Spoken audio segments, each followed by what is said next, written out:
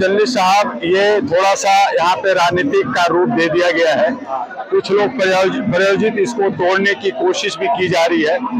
और ये कल अयोध्या गए थे शंभू जी, और वहां पे उनको था कि कल अरेस्ट करना है।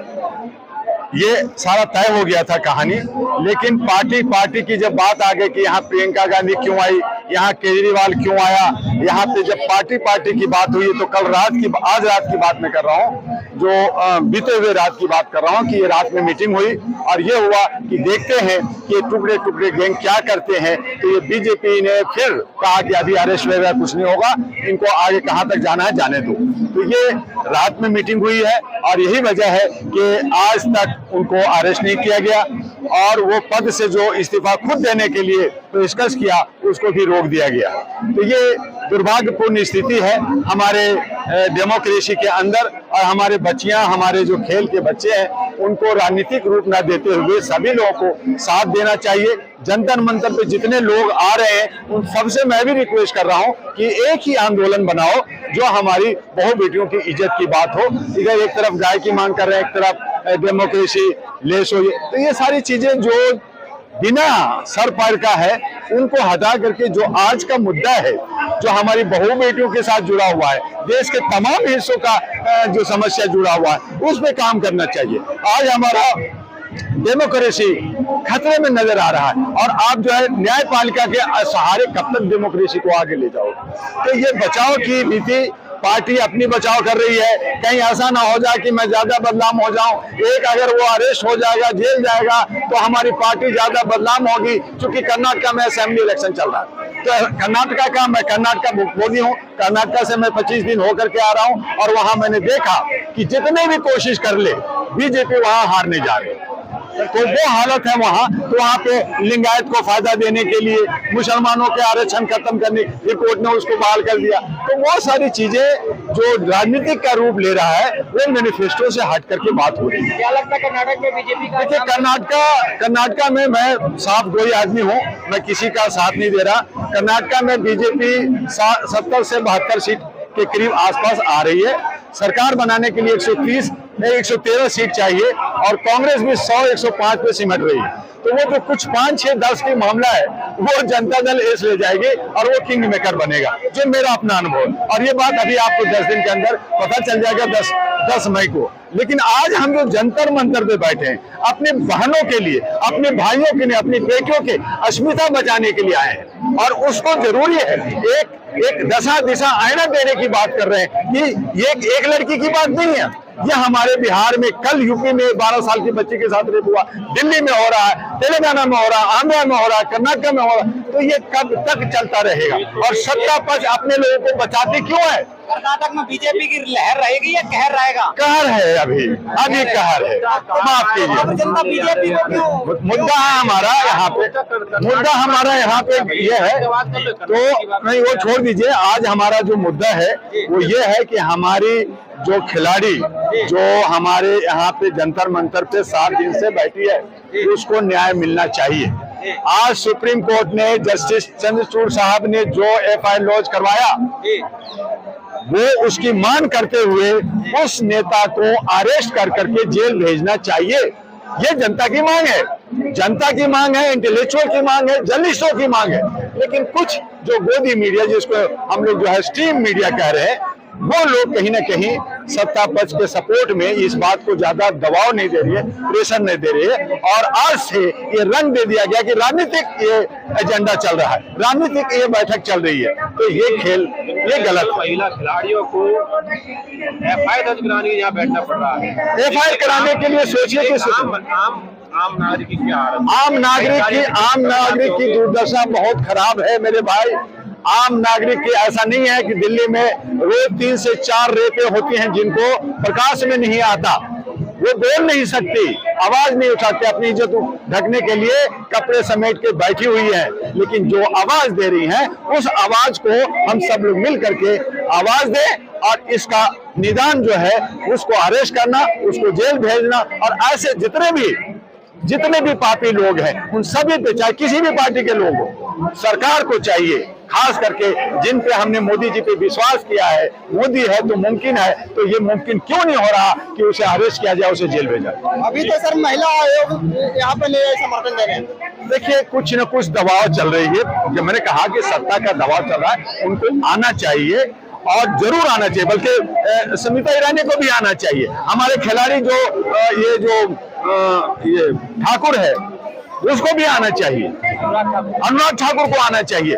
लेकिन ये क्या है कि राजनीतिक का रूप दे रहे हैं कि भैया ये कांग्रेस कर रहा है तो देख लेते हैं, आम आदमी आया तो देख लेते हैं। तो देख लेने की समस्या ये बहुत बड़ी विकराल समस्या है और यही वजह है कि ये आंदोलन लंबी चलेगी, ये लड़ाई लंबी चलेगी और सरकार पे ये भारी पड़ने वाला है आंदोलन, क्योंकि इसमें किसान, नौजवान और महिलाएं पूरे भारत की जगह जगह कर रही है। और अब ये आवाज पूरे भारत से, अब औरतें भी यहाँ से, जो आपने कहा, औरतें भी निकल के आने वाली हैं। अब यहाँ पे सुप्रीम कोर्ट, हाई कोर्ट और सभी कोर्ट के वकील लोग भी आने वाले हैं और ये बड़ा आंदोलन बनेगा। अगर समय रहते इस पे अगर आंदोलन को रोका नहीं गया, अगर इसको जो है इस पे एक्शन नहीं लिया गया, तो मैं समझता हूँ कि बीजेपी के लिए ये घातक साबित होगा। आपको क्या लगता है, जैसे किसान आंदोलन ने विकराल रूप लिया था, उस तरीके से यहाँ भी ये रूप ले सकता है क्या? देखिए किसान आंदोलन कितना बढ़िया था, 900 हमारे किसान जो है उनको जो है मरना पड़ा था, शहीद होना पड़ा था और आखिर में क्या हुआ, आखिर में झुकना पड़ा। वहां भी राजनीति का कहा गया, ये राजनीति का अखाड़ा चल रहा है, झुकना पड़ा। तो मेरे भाई क्या आप यहाँ भी जंतर मंतर पे भी ये जो बैरियर चारों तरफ लगा के आप क्या यहाँ पे गोली मारना चाहते हो? अब जब यहाँ पे बहु बेटियां और हमारे नौजवान, हमारे जर्नलिस्ट लोग, जब 100 लोग मरेंगे तब आप सुनोगे? आपने आवाज उठाई है। जब विदेशों में, मैं पेरिस में था, वहां पे एक छोटी सी बात थी, जब 10 लोग स्केटिंग पे जा रहे थे तो मैंने कहा ये लोग शायद एक्सरसाइज कर रहे होंगे। लेकिन ठीक 1 घंटे के बाद टीवी पे आया कि प्राइम मिनिस्टर और वहां के लोग बैठ करके एक समस्या है उस पर बात कर रहे हैं और उसको निदान निकाल रहे हैं। क्या हमारे देश में अंदर नहीं हो सकता? ये लोकतंत्र है, ये जनता का सरकार है। जनता जो आवाज उठाती है उसको सरकार चाहे किसी भी पार्टी का हो, उसे उठाने की जरूरत है। मन की बात 100 मन की बात कर रहे हो कि दिल की बात कब होगी? मन की बात कर रहे हैं जो पराजित है, लेकिन दिल की बात कब होगी? जब दर्द की बात कब होगी? जो दर्द हमें दिया जा रहा है, जो हमारे नौजवानों को रोजगार नहीं मिल रहा, हमारे 2 बेटियों की इज्जत लूटी जा रही है, वो दर्द की बात कब होगी? हम दर्द की बात करना चाहते हैं। संयुक्त राष्ट्र तक चली गई है, जो हमारी मान सम्मान बीच में 15 लाख का झूठ बोला है। देखिए 15 लाख उसके लिए हुआ ये था कि ब्लैक मनी आएगा भारत में और 15 अकाउंट में डालेंगे। कुछ मनी आया, ऐसा नहीं कि नहीं आया, कुछ मनी आया, लेकिन वो मनी कहाँ गया? वो सारे के सारे इन्होंने जो है प्रचार प्रसार में खर्च कर दिया, इन्होंने अय्याशियों में खर्च किया और बाकी को उन्होंने जो है पर्दे में डाल रखा है। तो ये पर्दा उठना चाहिए और वो ब्लैक मनी हमारे नौजवानों को, किसानों को और जवानों को मिलना चाहिए। नहीं दे रहे, तो यही तो हमारी कथनी और करनी में फर्क है और इसीलिए हम लोग आवाज उठा रहे हैं कि ये जो हमारी खिलाड़ी ने आवाज उठाई है उसको हमें समर्थन देना है। और ये समर्थन, ये छोटी सी समर्थन नहीं है, ये हमारी सभी भारतीय नारी का सम्मान की बात है और हमारी बहु बेटियों और लड़कियों की सम्मान की बात है, जो अंतर्राष्ट्रीय स्तर पर जाकर के बड़े बड़े हमारे जो है मेडल्स लाती हैं और तब हमारे देश के जो लीडर है बड़े बड़े वो फोटो खिंचवाते हैं कि देखो ये बड़ा सम्मान है। तो ये सम्मान जो उनका बेइज्जती हो रहा है वो उनको दिख नहीं रहा। हमारे प्राइम मिनिस्टर बहुत बड़ा हो गए नेता जनता से, प्राइम मिनिस्टर को यहाँ आना चाहिए था और बेटी को गले लगाते कि बेटी तेरे दर्द के साथ मैं हूँ और वो कोई भी दरिंदा है, हम उसे अंदर करते। तो मैं कहता, तब हम लोग कहते मोदी जी जिंदाबाद जिंदाबाद, और हम कहते हैं कि हाँ मोदी है तो मुमकिन है, ये आवाज हम लोग देते। लेकिन क्यों? वो घरों में बैठे सिर्फ सुन रहे, देख रहे हैं, उनके एक नेता नहीं आ रहा। चलो ठीक है, प्राइम मिनिस्टर के बाद बहुत सिक्योरिटी होती है, बहुत सारे काम होते हैं, लेकिन उनके नेता तो आना चाहिए था, कोई महिला लीडर तो आना चाहिए था। क्यों नहीं आ रहे? हम सब इंतजार कर रहे हैं कि कोई आए और इसका पहल करे, इसका निदान निकाले। अगर कोई नेता आ जाए तो धरना बंद हो जाएगा। देखिए अगर उसका निदान का मतलब है कि जो विक्टिम है, जिस पे 38 केसेज, जिस पे 307 धाराएं लगी हुई है, जिस पे जो है गैंगस्टर का केस है, एक तरफ अतीक अहमद को और अंसारी को अरेस्ट करते हो गैंगस्टर एक्ट में, ठीक है, अच्छी बात है, करो। अब एक को करते हो दूसरे को नहीं करते हो, तो ये दोगलापन है कि आप एक पे गैंगस्टर एक्ट में आप उसको अरेस्ट करते हो और दूसरे को आप जो है शाबाश तुम करते रहो। और मोदी जी के जो मन की बात का 100वां एपिसोड था, उसको तो आपने भी ज्वाइन करके मोदी जी से सवाल करना चाहिए था। वो हम लोग सवाल कर रहे हैं, लेकिन सवाल ये है कि हमारा जो लोकतंत्र है उसको जाल में फंसा दिया गया। हमारे 140 करोड़ को मानसिक गुलाम बना दिया गया है। हमारे यहाँ कानून है, हमारे यहाँ जोश है, खून है, लेकिन उस खून को पतला कर दिया गया है। और इसीलिए जो सत्ता पक्ष है वो कह ये टुकड़े टुकड़े गैंग है, ये क्या हमारा बिगाड़ लेंगे। लेकिन जिस दिन ये टुकड़े टुकड़े गैंग इकट्ठे हो जाएंगे कि छोटे छोटे पत्थर एक बड़ा पत्थर बन जाएगा, तो ये चोट वो बर्दाश्त नहीं कर पाएंगे। आपका परिचय, लेकिन मैं डॉक्टर दुआ राष्ट्रीय महागठबंधन का चेयरमैन हूं और मानवाधिकार ऑल इंडिया ह्यूमन राइट्स का रिफॉर्मर हूं इंडिया का। सर, लेकिन बीजेपी लगातार कह रही है कि ऐसा प्रधानमंत्री अभी नहीं मिला था जो अपने मन की बात को जनता से कनेक्ट करे। इसीलिए तो हमने कहा मोदी जिंदाबाद, इसीलिए तो कहा मोदी है तो मुमकिन है। हमने उनको प्यार किया, हमने उनको इज्जत दिया। सर, हमने उनको इज्जत इसीलिए दिया, 5 साल दिया कि अच्छा काम करेंगे।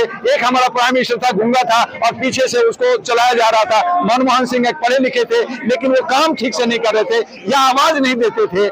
तो हमने कहा कि नहीं, हमें बोलने वाला बंदा चाहिए। तो बोलने वाला हमने 5 साल दिया, काम करो। फिर हमने 5 साल दिया, लेकिन जब हमने 9 साल का समीकरण बनाया, जब हमने उसका एनालिसिस निकाला, तो हमने देखा कि ये सिर्फ जुमलाबाजी और सिर्फ जो है जात पात और मंदिर मस्जिद के में उलझा करके और मेन मुद्दा से, मेन स्ट्रीम से, मेन अपने मैनिफेस्टो से कहीं बाहर जा रहा है। तभी ये गुस्सा आता है, जनाक्रोश तभी आता है मेरे भाई। ये आवाज तभी हो रही है। अगर समस्या का समाधान हो जाता, अगर जो जुल्मी है उसको जेल भेज दिया जाता, तो हमें यहाँ पे आंदोलन करने की क्या जरूरत थी, घरों में आने की क्या जरूरत थी। प्रधानमंत्री जी 15 लाख का झूठ बोलते हैं, 2 करोड़ नौकरियों का झूठ बोलते हैं, स्कूलों में जाते हैं, क्या बच्चे उनसे क्या प्रेरणा लेंगे झूठ बोलते? ये तो सारा गलत है ही।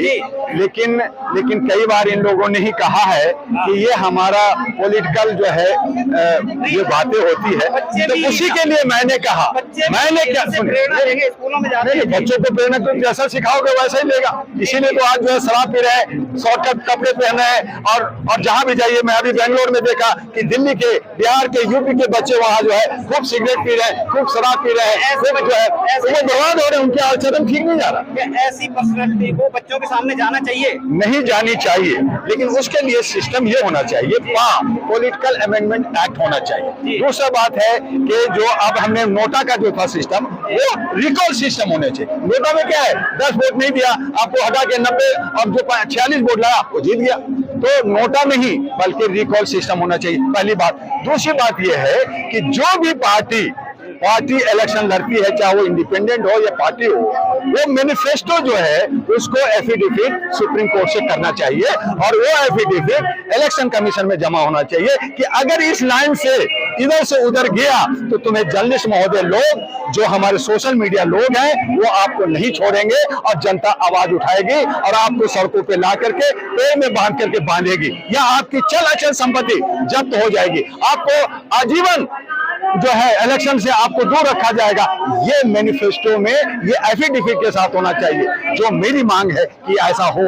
आज घबरा रही है कि नहीं ऐसा नहीं, ऐसा करेंगे तो हम तो फंस जाएंगे। तो भैया, तुम सेवा करने आए हो, तुम चौकीदारी करने आए हो या देश को बेवकूफ बना के लूटना चाहते हो, तो ये व्यवसाय हो गया, ये बिजनेस हो गया। तो इससे हट करके हम सबको सोचना है और सही रास्ता लेकर करके हमें आगे बढ़ना है और लोकतंत्र को बचाना है।